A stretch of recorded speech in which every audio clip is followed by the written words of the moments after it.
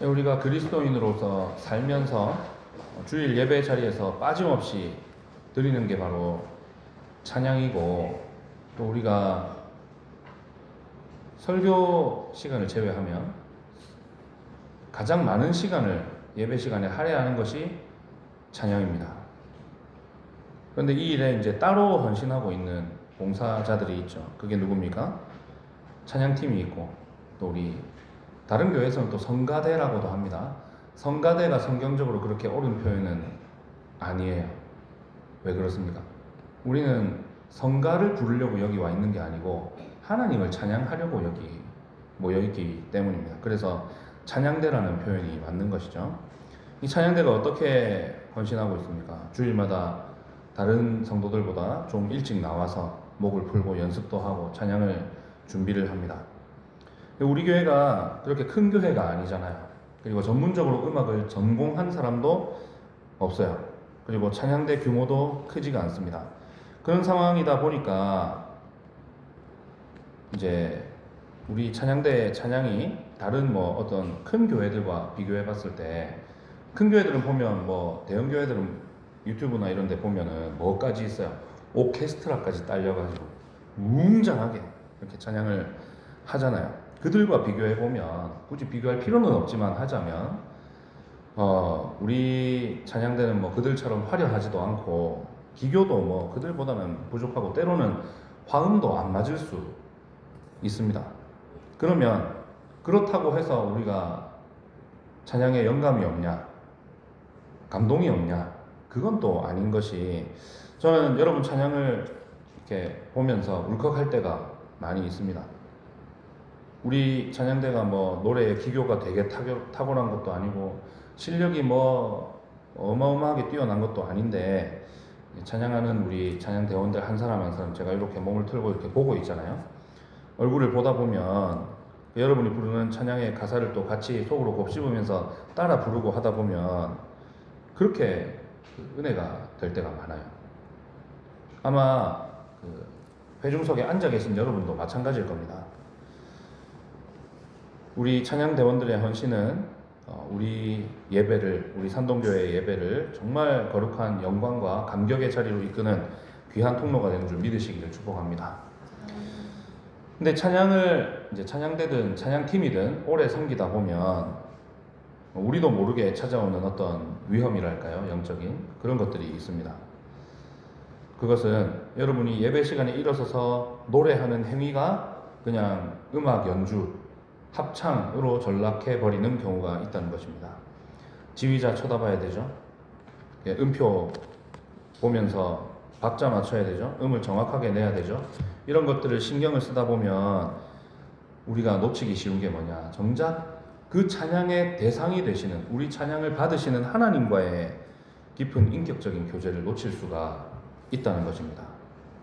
연습 잘 되고 찬양 잘 되면 기분 좋고, 실수하거나 소리가 안 맞으면 조금 기분이 나쁠 수도 있고, 틀린 사람 속으로 정죄하고 그럴 수 있지 않습니까? 문제는 이제 대원들의 실력이 뛰어나고 전공자가 많고 그런 그 찬양대일수록 이런 현상이 자주 일어난다는 겁니다. 여러분, 찬양이 뭡니까? 여러 가지로 정의할 수가 있겠죠. 음악적인 재능을 가진 사람들이 모여서 하나님 앞에 펼치는 연주회인가, 콘서트인가, 사람 앞에 실력을 뽐내는 건가? 만약에 그런 게 찬양이라고 하면 음치는 찬양할 수 있습니까? 없습니까? 없겠죠. 악보 볼 줄 몰라서 자꾸 틀리는 사람의 찬양을 하나님이 안 받으시는가? 전혀 그렇지 않다는 것입니다. 왜냐하면 찬양은 그런 게 아니기 때문이에요. 노래 실력 자랑하고 연주 실력 자랑하는 그런 자리가 아니기 때문에 그렇습니다. 찬양이 뭐냐고 물으면 여러분 뭐라고 대답하실래요? 여러분, 찬양이 뭡니까? 알고 계신 거 많잖아요. 그죠? 곡조 있는 기도라고도 하고 신앙 고백이라고도 하고 다 맞습니다. 중요한 것은 뭐냐면 그 찬양이라는 행위를 하는 저와 여러분과 이것을 받으시는 하나님과의 관계라는 것이죠. 찬양은 삼위 하나님과 또 그분이 하신 일을 기억하고 우리가 높여드리는 행위로서 우리의 예배의 일부이고 또 뭡니까? 하나님을 향한 감사와 또 감격을 가장 직접적으로 눈에 보이는 방식으로 표현할 수 있는 수단이 바로 찬양입니다. 그리고 찬양대는 회중 앞에서 실력을 뽐내는 게 아니고 뭡니까? 회중과 함께 그 찬양을 올려드리는 중요한 일을 맡은 사람들입니다. 오늘 헌신 예배를 드리는 찬양대원 여러분이 바로 이 일에 부름 받으셨음을 다 기억하시기를 축복합니다. 오늘 우리가 읽은 이 말씀 18절에서 사도 바울이 아주 강력하게 명령하고 있습니다. 같이 읽어볼까요? 시작. 술 취하지 말라. 이는 방탕한 것이니 오직 성령으로 충만함을 받으라. 사도 바울은 술 취함과 성령 충만을 이 대립되는 개념 양 끝에 딱 놓았어요. 그리고 뭡니까? 이거 둘 다 그러면 할 수 있다는 거예요, 없다는 거예요? 술 취하는 거랑 성령 충만이랑 같이 갈 수 있다는 거예요, 없다는 거예요? 없다는 거예요. 둘 중 하나만 해야 되는데 어느 쪽을 버리고 어느 걸 가지라고요? 술 취함을 버리고 성령 충만을 가지라는 겁니다. 술 취하는 것과 성령 충만에는 공통점이 있습니다. 그게 뭘까요? 지배당한다는 거예요. 지배당한다. 술에 취하는 것은 술에 지배당하는 것입니다. 근데 우리는 어떤 대상에게 지배당하는 것에 대해서 이미 여러 차례 배웠습니다. 여러분, 하나님 외에 다른 것에 지배당하면 됩니까? 안 됩니까? 됩니까? 안 됩니까? 안 되잖아요. 우리는 하나님 외에 그 누구에게도 그 무엇에게도 지배당하면 안 됩니다. 하나님 외에 다른 모든 피조물은 우리가 지배하고 다스리고 통제해야 하는 것들입니다. 따라서 하나님 아닌 다른 것에 지배당하는 것은 다른 말로 하면 네 글자로 뭐라고요? 우상 숭배가 되는 것입니다. 고로 술 취하는 것은 뭐라고요? 우상 숭배라는 것입니다. 오늘 말씀에 의하면 술 취하는 것, 술에 지배당하는 것은 영적으로는 우상 숭배일 뿐만 아니라 방탕한 것입니다. 방탕한 것. 여기서 방탕하다는 말이 뭘까요? 사전적으로는 스스로를 지키거나 절제하지 못하는 것. 그렇지 않습니까? 신앙적으로는 어떻게 될까요? 생명, 하나님께서 내게 주신 생명과 그 놀라운 은혜를 당진해서 파멸에 이르는 행위를 뜻합니다. 돌아온 탕자에서 탕자가 어떻게 합니까? 작은 아들이 아버지한테 유산 미리 받아가지고 그거 가져가서 해외에서 낭비하잖아요. 낭비. 그때 방탕하여 낭비했다라고 되어 있거든요. 그 장면 묘사할 때 같은 헬라어 단어가 쓰였고요. 디도서 1장에서 장로의 자격을 논할 때 방탕하다는 비난을 받으면 된다고요? 안 된다고요? 안 된다.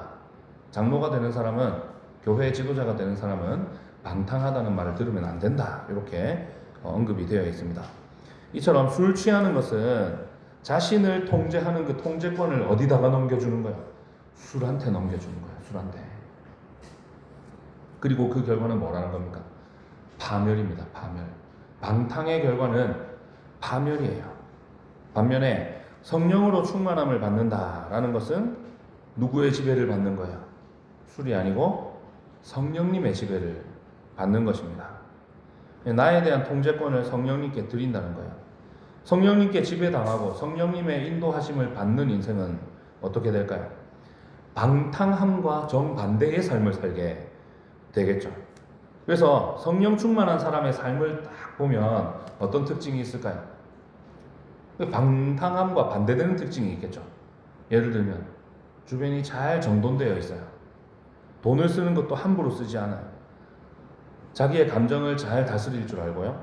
욕망을 절제할 줄 알고 남을 배려할 줄 알고 또 뭐예요? 구별되게 거룩하고 성결하게 살 수 있습니다.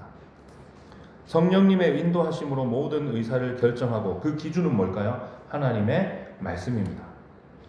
오늘 헌신 예배를 드리는 찬양대원들과 또 성도 여러분 모두가 이렇게 성령으로 충만하시기를 주님의 이름으로 축원합니다. 놀랍게도 사도 바울은 이 성령으로 충만함을 받으라는 명령을 내린 직후에 그 성령 충만의 첫 번째 표식 또는 열매로 뭘 제시하느냐? 찬양을 제시하고 있습니다. 19절 같이 읽어보겠습니다. 시와 찬송과 신령한 노래들로 서로 화답하며 너희의 마음으로 주께 노래하며 찬송하며. 제가 오늘 설교 제목 보면 시와 찬미와 신령한 노래 돼 있잖아요. 왜 이렇게 했냐면 여기는 시와 찬송이라고 되어 있는데 왜 그렇게 했냐면 옛날 개혁 성경에는 시와 찬미와 신령한 노래라고 되어 있었어요. 그리고 우리가 그 표현에 더 익숙해요. 그래서 제가 시와 찬미와 신령한 노래 이렇게 적었습니다. 본문에 나온 사도 바울의 명령에 따르면 찬양은 뭘로 나오는 거야? 우리가 노래 연습을 잘 해가지고 악보를 잘 읽을 줄 알아서 그래서 찬양이 나오는 게 아닙니다. 연습을 많이 하고 음악 전공했다고 찬양을 잘하는 건 아니에요. 노래는 잘할 수 있고 연주는 잘할 수 있는데 찬양을 잘하는 건 아니에요. 왜냐하면 찬양은 기술적인 문제가 아니라 영적인 문제이기 때문입니다. 그리고 찬양은 뭐라고요? 성령 충만의 가장 눈에 보이는 열매다라는 것입니다. 오늘 이 헌신 예배를 통해서 우리 찬양대원들과 온 성도들이 이 찬양의 본질을 회복하시기를 소망합니다.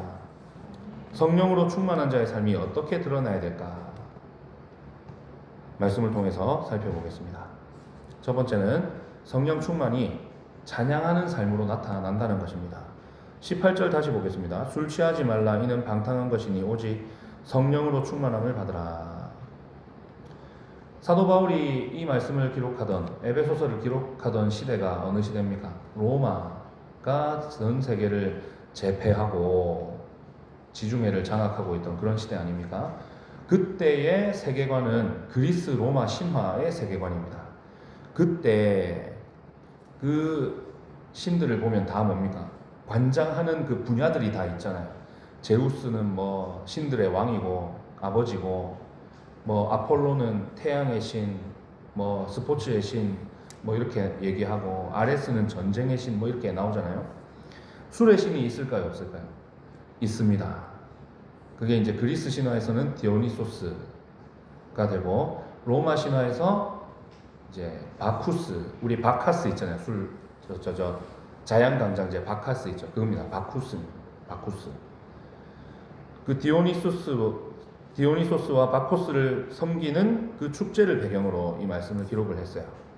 제가 서론에서 술 취함과 그 결과인 방탕함에 대해서 설명을 해드렸는데 왜 이게 이렇게 연결이 되느냐, 좀 더 자세히 들여다보면 그 당시 그리스 로마 문화권에서 살던 사람들은 술에 취하면 어떻게 돼요? 이성을 잃죠. 황홀경에 빠지고 뭐 이렇게 되는 거예요. 필름 끊겼다고 하잖아요. 그렇게 이성을 잃은 채로 광란의 노래를 부르면서 신과의 합의를 추구했습니다. 신과 하나가 된다. 신과 하나가 되는 수단이 뭐냐? 그 신을 섬기는 여자 사제들과 이제 성적인 결합을 하는 거였습니다. 그러니까 술 취하는 게 방탕으로 이어질 수밖에 없는 거예요.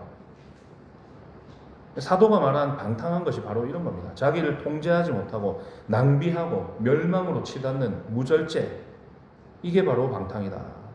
이처럼 세상의 술 취함은 그 열매가 뭐예요? 헛된 정욕과 허물로 다 끝이 나는 겁니다. 파멸되는 거죠. 음주운전으로 훅 가는 연예인들 얼마나 많습니까? 정치인도 그렇고. 그냥 그렇게 되는 겁니다. 반면에 사도 바울이 명령하는 건 뭐예요? 성령의 충만함을 받으라.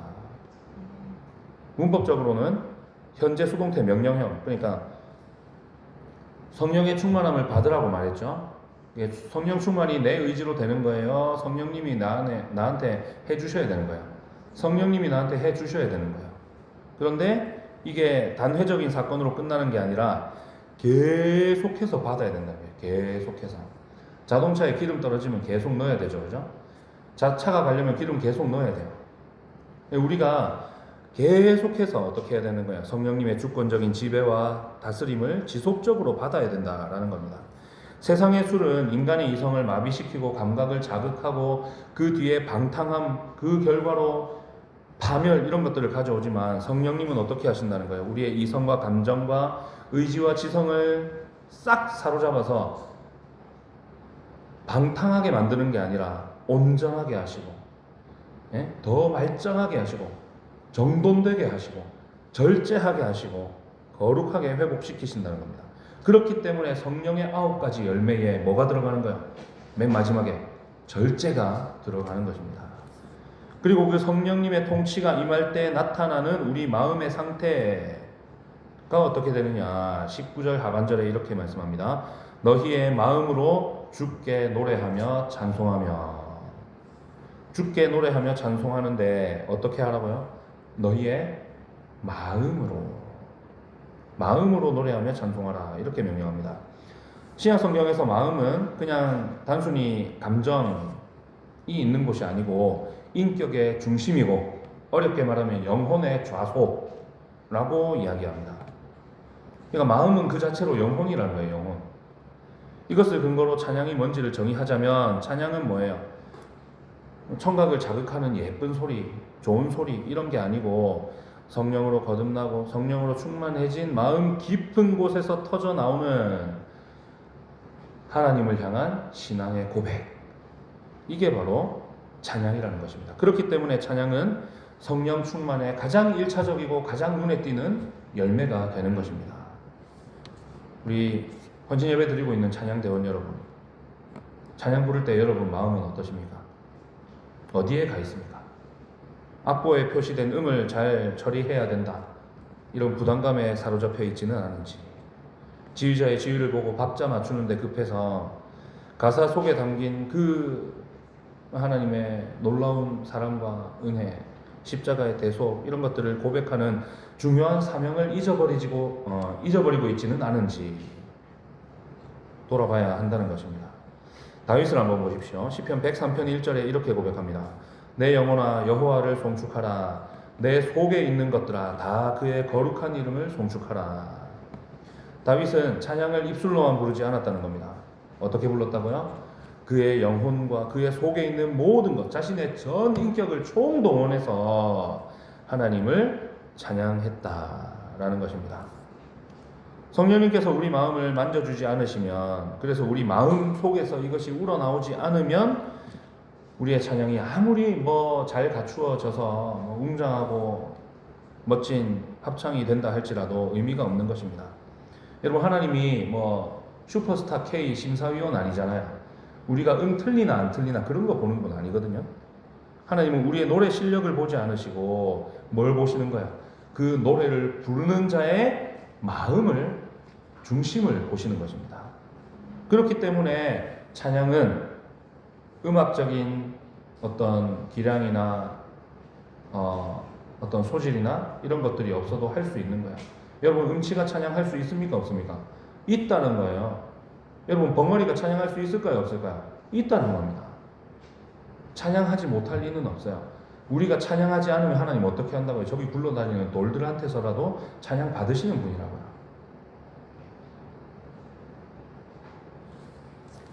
우리 찬양대원들이 평일에는 경건 생활에 힘쓰는 가운데서 주님과 동행하는 삶을 살고 주일 아침에 와서 반드시 기도로 성령님의 임재를 구해야 되는 이유가 바로 여기 있는 것입니다. 내 메마른 마음에 성령의 단비를 부어주시길, 내 노래 실력이 아니고 내 망가지고 참 파괴된 인생을 고쳐주시고 내 죄를 사하신 그 십자가 은혜에 대한 감격으로 찬양하게 해주시도록 성령님의 은혜를 구하시기를 바랍니다. 그러니까 주일날 예배 반짝 잘 드렸다 하고 돌아가면 안 되는 거예요. 왜요? 찬양은 하나님과의 관계의 문제이기 때문에 이 관계가 평일의 삶 가운데, 주일이 깁니까? 평일이 깁니까? 평일이 길잖아요. 어떤 사람은 그러더라고요. 주말이 너무 짧다. 주말이 너무 짧다. 왜 짧게 느껴질까요? 실제로 짧으니까요. 토요일, 주일 이틀밖에 안 되잖아요, 주말. 주일 하루밖에 우리가 예배를 안 드려요. 주일 하루 예배 잘 드렸다고 해서 하나님과의 관계가 잘 되는 게 아니에요. 그 나머지 6일의 삶을 계속해서 경건하고 신령하게 살아 나가야 되는 것입니다. 그렇게 해서 하나님과의 관계가 바르게 정립된 가운데에서 우리 마음으로, 온 마음으로 하나님 앞에 찬양할 때 그러한 고백으로 드려지는 찬양이 함께 예배하는 성도들의 영혼을 울리고 또 하나님께서 흠향하시는 향기로운 제사가 되는 줄 믿으시기를 축복합니다. 두 번째는 성령 충만은 성도의 교제로 나타납니다. 성령 충만의 역사는 우리 각 사람의 내면에서 일어나는 작용으로 멈추지 않고 반드시 뭐예요? 교회에 함께하는 성도들과 다른 성도들과 지체들과의 관계로 흘러가게 되어 있습니다. 19절 상반절만 같이 읽어볼까요? 시와 찬송과 신령한 노래들로 서로 화답하며. 사도 바울은 여기서 찬양의 세 가지 형태를 언급하고 있습니다. 첫 번째는 시입니다. 시. 구약의 시편이나 구약적인 배경을 가진 노래들이 여기에 들어가겠죠. 시편 찬송과 또 우리가 예배 시간에 정식으로 부르는 공예배 시간에 부르는 찬송가들 일부가 여기에 들어갈 겁니다. 두 번째는 찬송이라고 되어 있습니다. 찬송. 하나님과 예수 그리스도의 구원 사역, 그분의 속성과 위대하심을 직접적으로 높이고 기리는 모든 송축의 노래들. 하나님께서 행하신 일들을 찬양하는 모든 노래입니다. 찬송가도 여기 들어가고 그 다음에 우리가 부르는 월십 찬양들이 여기에 들어갈 겁니다. 장르로 보자면 그렇다는 거예요. 세 번째는 신령한 노래입니다. 성령님의 직접적인 감동과 인도하심을 따라서 영혼 깊은 곳에서 터져나오는 즉각적이고 생명력 넘치는 간증과 찬양들, 이게 다 여기 들어가는 거예요. 장르로는 뭐 개인적인 고백과 간증이 주를 이루었던 90년대의 복음성가들 있죠, 그죠? 아까 낮엔 해처럼 밤엔 달처럼 이런 거 불렀잖아요, 그죠? 이런 것들이 이제 거기 들어갈 거고, 그 다음에 우리가 개인적으로 하나님 앞에 기도하는 가운데서 올려드리는 그 모든 찬양이 여기에 들어갈 것입니다. 초대교회는 이렇게 구약의 전통인 시, 또 복음적이고 구원론적인 신앙 고백인 찬송, 또 성령님의 가슴 벅찬 은혜로 부른 신령한 노래가 풍성하게 어우러진 예배 공동체였다라는 것을 사도 바울의 이 명령을 통해서 볼 수 있는 거예요. 그런데 여기서 진짜 주목해야 할 표현이 뭐냐? 시와 찬송과 신령한 노래로 어떻게 하라고요? 서로 화답하며 라는 표현입니다. 화답이다, 화답한다. 이게 뭐예요? 혼자 부르라는 게 아니에요. 서로 화답한다. 주고받으라는 겁니다. 그러니까 찬양은 한 사람의 동무대가 아닌 거예요. 찬양대석에서 찬양 부를 때 1차적으로는 뭡니까? 함께 노래하는 대원들끼리 서로 영적인 믿음의 고백을 주고받는 것이고, 그게 더 확장돼서 함께 예배드리는 온 회중이 다 뭐예요? 함께 하나님의 영광을 바라보면서 영적인 호흡을 같이 맞춰 나가는 게 바로 찬양이다 라는 것입니다. 찬양대 구성을 한번 보십시오. 남녀 혼성으로 보통 네 파트로 나뉩니다. 소프라노, 알토, 테너, 베이스. 소프라노 혼자 크게 부르면 찬양이 됩니까? 아무리 뛰어난 그 솔리스트라고 하죠. 그 성악 전공자가 있어가지고 벨칸토 창법으로 멋지게 혼자 부르면 그 뭐 잘하는 찬양이 되겠습니까? 조화가 깨지겠죠. 혼자 튀면. 진정한 하모니, 진정한 조화, 진정한 화음은 어디서 나오겠습니까? 자기 개성을 빼야 돼요. 자기 개성을. 자기 주장을 빼고. 저도 잘 안 되는 거긴 한데, 내 목소리가 아무리 듣기 좋아도 옆 사람 소리를 안 듣고 혼자 튀어나가면 이게 깨져버리는 겁니다. 내 목소리를 죽이고 다른 파트의 멜로디에 귀를 기울이고 지휘자의 지휘에 맞춰서 전체의 조화를 딱 이루면 어떻게 되는가? 정말 거룩하고 웅장한 소위 천상의 소리가 나오게 되는 것입니다. 정말 신기한 게 이런 찬양대의 모습이 교회 전체에 그대로 딱 적용이 되는 겁니다. 이게 바로 성령님의 역사죠. 고린도전서 12장에서 사도 바울이 강조했듯이 성령님은 각 사람에게 다른 은사와 직분을 주셨습니다. 그죠? 각기 다른 은사와 직분을 다 주셨어요. 그런데 그 각기 다른 은사와 직분을 가진 사람들이 모여서 몇 개의 몸을 이룹니까? 한 몸을 이룬다 라는 겁니다. 성령님은 하나 되게 하시는 영입니다. 사탄은 언제나 공동체 안에서 비교하게 하고 경쟁하게 만들고 시기하게 하고 그러는 거예요. 그래서 우리가 특히 찬양대만 놓고 보자면 찬양대에서 노래 잘하는 사람이 있잖아요. 우리 중에 노래 잘하는 사람이 제일 경계해야 할 게 뭘까요? 튀고 싶고 나를 드러내고 싶은 욕구를 이제 참아야 되는 겁니다. 교회는 어떨까요? 교회 공동체 전체는 하는 일이 많고 또 많은 사람들의 인정을 받는 사람이 이런 욕구를 경계해야 되는 거예요. 제일 대표적인 인물이 누구냐? 목사 아니겠습니까? 그죠? 이런 마음들, 혼자 튀어서 잘 되고 사람들한테 인정받고 싶고 이거 다 뭐예요? 성령님이 주시는 성령의 소욕이 아니고 육신의 소욕, 육신의 정욕이 되는 것이죠. 성령 충만한 찬양대와 교회는 서로의 연약함을 품어주는 공동체입니다. 음정이 불안한 지체가 있으면 연습할 때 옆에서 그 파트 같이 내면서 도와주고, 지친 대원이 있으면 우리 뭐 항상 매주 앉지만 앉기 싫을 때 있잖아요, 그죠? 힘들 수 있다고요. 뭐 여러 가지 이유로 몸이 힘들다든지 마음이 힘들다든지 하나님과의 관계에 문제가 생겼다든지 이럴 때 격려하면서 함께 맞춰 가야 되는 것입니다. 찬양대가 이렇게 서로를 축복하고 화답하면서 성도의 교제를 이어나갈 때 같이 예배하는 회중에게도 이런 은혜가 어떻게 될까요? 전염되는 겁니다. 전염. 그래서 온 교회가 성령 안에서 하나 되는 놀라운 역사를 경험하게 될 줄 믿으시기 바랍니다. 세 번째는 성령 충만은 피차 복종하는 모습으로 드러납니다. 20절과 21절 같이 읽어보겠습니다. 범사에 우리 주 예수 그리스도의 이름으로 항상 아버지 하나님께 감사하며 그리스도를 경외함으로 피차 복종하라. 이 말씀의 논리적인 흐름을 한번 보면 18절에서 성령 충만 나오죠. 그리고 그 열매로 19절에서 찬양과 화답으로 나오고 20절에서 감사, 21절에서 피차 복종하는 것으로 완성이 되는 겁니다. 이게 어떻게 되는 거예요? 예배 현장에서 삶의 현장으로 차츰차츰 확장돼 나가는 모습을 볼 수가 있습니다. 찬양은 예배당 안에서 가운 입고 노래하는 그 몇 분으로 끝나는 게 아닙니다. 찬양은 범사에 감사하는 것과 삶 가운데에서 뭐예요?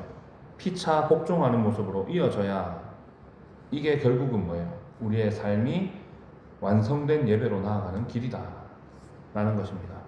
20절에서 가르치는 감사의 조건이 있습니다. 뭘까요? 범사에 항상 아버지 하나님께 감사하라. 범사에 항상 감사해라. 좋을 때만 찬양하는 것은 세상 사람들도 할 수 있죠. 일 잘 풀리고 건강하고 자녀가 형통할 때 자연스럽게 찬양 나오지 않겠습니까? 콧노래 절로 나오겠죠, 그죠? 그러나 진짜 성령 충만의 열매로서의 찬양은 어떨 때 또 나오는 거예요? 고난 한가운데서 눈물 골짜기를 지날 때 그때도 감사하는 것입니다. 어떻게 이게 가능할까요? 우리 주 예수 그리스도의 이름으로 아버지 하나님께 하는 것이기 때문에 가능한 것입니다. 그리스도의 십자가가 내 영혼을 건지셨음을 믿기 때문에 비록 뭐 지금 내 현실의 상황이 좀 안 풀릴 수 있잖아요. 고난을 당할 수도 있고 그런 상황이 있다 할지라도 하나님께서 내 삶을 주관하고 계시고 성령님께서 나를 인도하고 계시고 주님께서 나를 다스리고 계신다. 이것을 신뢰하면서 뭘 할 수 있다는 겁니다. 감사를 드릴 수 있는데 이것이 바로 성령 충만의 진짜 참된 증거가 된다는 것입니다. 사도행전 16장을 보면 그 예가 나오죠. 바울과 실라가 빌립보에서 감옥에 갇혔어요. 죄 없이 억울하게 매를 맞고 옷이 찢기고 발에 착고가 채워졌습니다. 육신이 피투성이가 됐겠죠. 밤이 됐습니다. 뭐가 나와야 될까요? 원망과 불평이 나와야 당연한 거 아니겠습니까? 하나님, 내가 복음을 위해서 이렇게 헌신했는데 그 결과가 이겁니까? 예? 두들겨 맞고 침뱉음 당하고 피투성이 돼갖고 지금 발에 노예다 차는 착고를 차고 지금 내가 앉아있네요. 그런데 그 감옥에서 바울과 실라가 뭘 했다는 겁니까? 16장 25절에 이렇게 되어 있습니다. 한밤중에 바울과 실라가 기도하고 하나님을 찬송하매 죄수들이 듣더라. 그들이 고통 가운데서 성령 충만해서 하나님을 찬송했을 때 감옥이 흔들리고 지진이 일어났잖아요. 그죠? 감옥이 흔들리고 모든 사람의 매인 것이 벗겨지는 놀라운 기적이 일어난 것입니다. 그리고 바울은 21절에서 찬양하는 자들이 어떻게 행해야 하는지를 가르쳐 줍니다. 그리스도를 경외함으로 피차 복종하라. 하나님을 진정으로 두려워하고 경외하는 사람은 결코 교만할 수 없습니다. 찬양대원으로서도 마찬가지예요. 지휘자,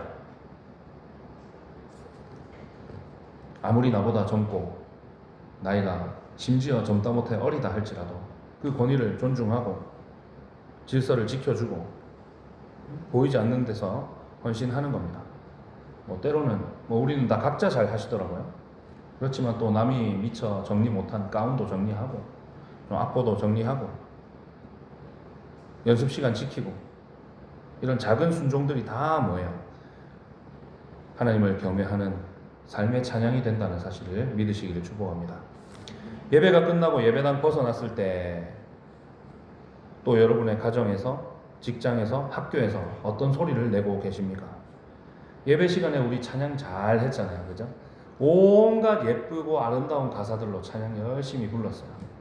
그렇게 부르고 딱 예배당 벗어나서 집에 들어가서 성경책 툭 던져놓는 순간 가족들에게 원망과 불평, 험담과 시기 이런 말들을 쏟아내고 있지는 않은지, 너 아까 예배 왜 그렇게 똑바로 안 드렸어?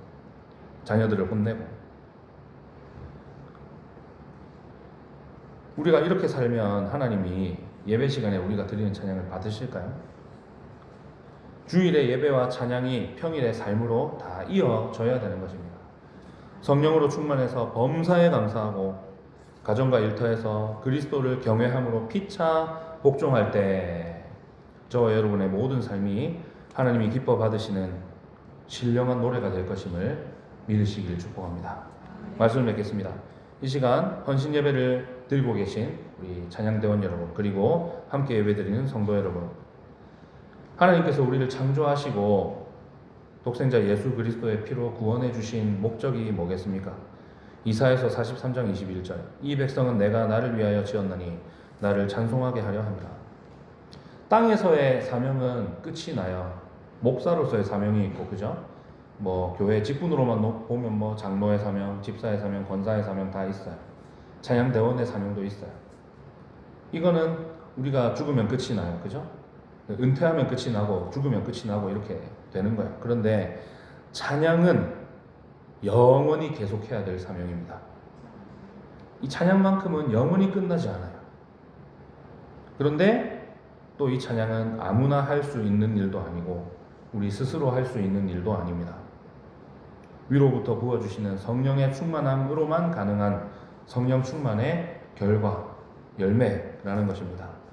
오늘 헌신을 다짐하는 찬양대원들과 또 그들을 위해 기도로 동역하는 성도 여러분에게 성령 충만의 은혜가 넘치시기를 축복합니다.